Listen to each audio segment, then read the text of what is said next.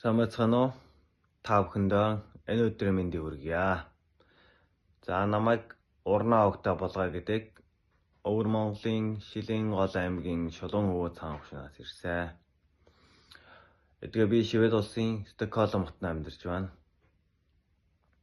Өвөр Монголын ардын хувьсгалт намын 100 жилийн ам баярыг тохиолдуулаад олиг нэгтэй бүх эрх чөлөө, тусгаар тогтол, ав нэгдэл Өвөр Монголынхаа төлөө тэмцэж байгаа бүх ахын дүүстэй баярлалаа гэж хэлье.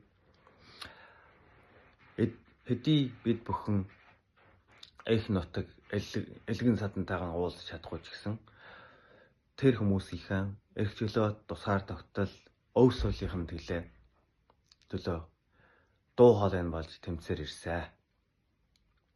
Бид бүхний тэмцэл хизээ хаана хүрэх бид бүхэн эзэж мэдгүй. Харин Өвөр Монгол маань хизээ тусгаар болно, эрх чөлөөтэй болно. Тэр үртэл бидний тэмцэл үргэлжлэх болно. За тэгээд энэ бүх үйл ажиллагааг зохион байгуулж байгаа бүх арын албанд ажиллаж байгаа бүх хүмүүстээ баярлалаа гэж хэлье. Бас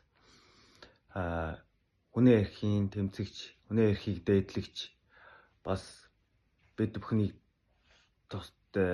ард байдаг, бид бүхнийг дэмждэг бүх хүмүүстээ бас баярлалаа гэж хэлье. За баяртай.